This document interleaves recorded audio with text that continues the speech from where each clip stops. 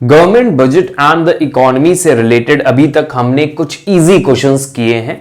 अब हम आते हैं कुछ डिफिकल्ट एंड टेक्निकल क्वेश्चंस पे। तो आप यहां पर अब हम जो क्वेश्चन सॉल्व करेंगे वो डायरेक्ट क्वेश्चंस नहीं होंगे, कुछ टेक्निकल क्वेश्चंस होंगे। अगर आपको इजी क्वेश्चन पढ़ना है या फिर पूरा कॉन्सेप्ट पढ़ना है government budget and the economy का, तो आप डिस्क्रिप्शन से लिंक के थ्रू, पूरा लिंक दिए हैं डिफरेंट डिफरेंट टॉपिक के, आप उसके थ्रू पढ़ सकते हैं, फिर यहां से कंटिन्यू कर सकते हैं। सो स्टार्ट करते हैं अपने कुछ डिफिकल्ट क्वेश्चन, जिसमें हमने पहला ये जो क्वेश्चन लिया है ये थोड़ा टेक्निकल है और डीप में गया हुआ है क्वेश्चन। तो देखिए क्या दिया है, from the given information determine the following, we have to calculate three things. First is capital expenditure, then total expenditure and then interest payment. जो इंटरेस्ट पेमेंट आप निकालते थे, अगर आपको याद है, प्राइमरी डेफिसिट में यूज करते थे fiscal deficit minus interest payment. तो ये वही अंदर जो थर्ड पार्ट था प्राइमरी डेफिसिट का, जो फॉर्मूले के अंदर जो लिखा हुआ था इंटरेस्ट पेमेंट, वो चीज यहां पे निकालनी है हमें। तो चलिए पहला पार्ट निकालते हैं, कैपिटल एक्सपेंडिचर। पहले देख लेते हैं डेटा क्या दिया हुआ है। देखिए नीचे दिया fiscal deficit, revenue deficit, primary deficit.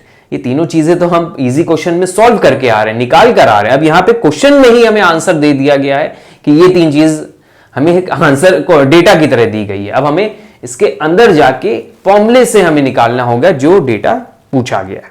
Then revenue receipt दिया हुआ है, नॉन डेट कैपिटल रिसीट दिया हुआ है। तो आपको पता होगा फिस्कल डेफिसिट सबसे डिफिकल्ट पार्ट होता है हमारे जितने भी डेफिसिट होते हैं। फिस्कल डेफिसिट के बहुत सारे फॉर्मूले होते हैं, जिसका मैंने रिवीजन करा रखा है, क्वेश्चंस कुछ करा रखे हैं इजी वाले में, जिसको आप पढ़ सकते हैं। अब हम फिस्कल डेफिसिट के बहुत सारे फॉर्मूले में से मैंने एक फॉर्मूला चूज करके निकाल लिया है।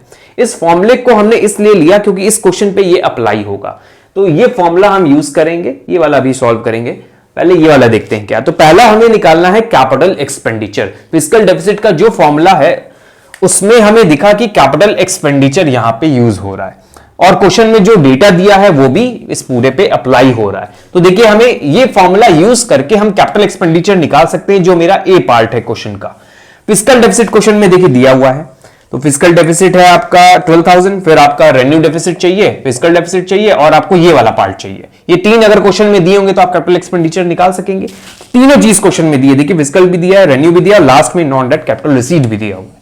तो चलिए सॉल्व करते हैं, कैपिटल एक्सपेंडिचर निकाल लेते हैं। इजी क्वेश्चन है ये, इजी नहीं है ये फॉर्मूला, अगर लर्न होता है आपका तो अब इजी हो जाता है। तो ये फॉर्मूला याद रखिएगा और ध्यान रखिएगा, एग्जाम में डिफिकल्ट क्वेश्चन फिस्कल डेफिसिट का ही आता है। इसके 3-4 फॉर्मूले जो हैं वो आपको अच्छे से बाय हार्ट लर्न होने चाहिए, तभी आप सॉल्व कर पाएंगे।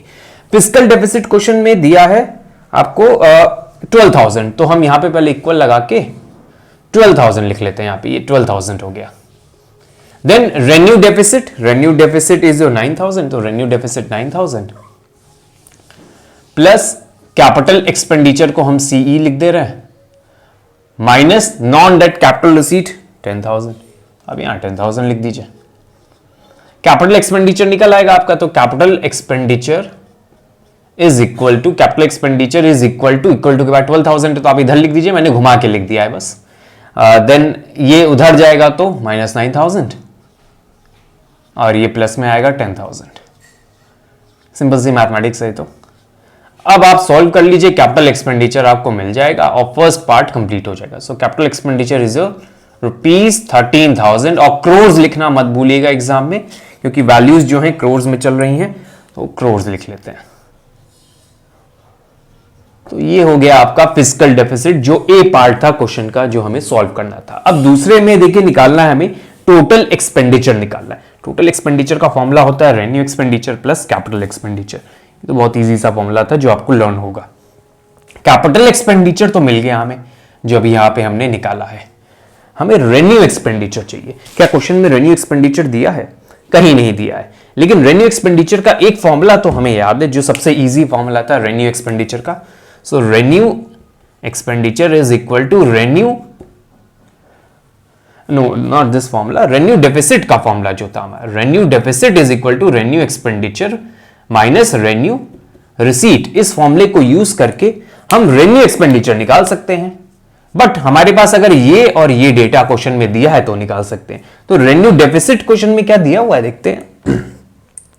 रेवेन्यू डेफिसिट 9,000 है, तो आप यहां 9,000 लिख दीजिए।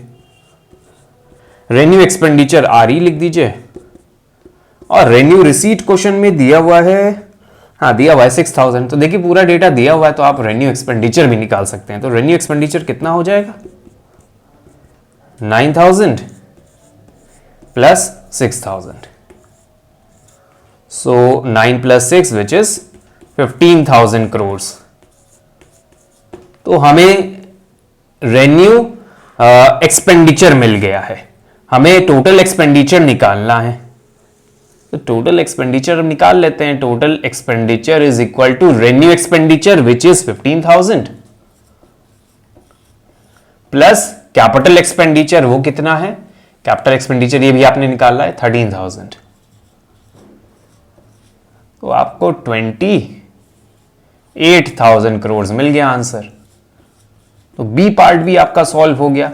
तो देखिए दोनों जो थे बहुत इजी क्वेश्चन अब हमें लगने लगे, क्योंकि हम लोग ने फॉर्मूला लर्न कर लिया। ये फॉर्मूले से ही देखिए सारा कुछ निकल गया। यहां पे भी देखिए दूसरा फॉर्मूला यूज हो गया। तो इस तरह आपको क्वेश्चन डीप में लेकर जाएगा और टेक्निकल बना देगा।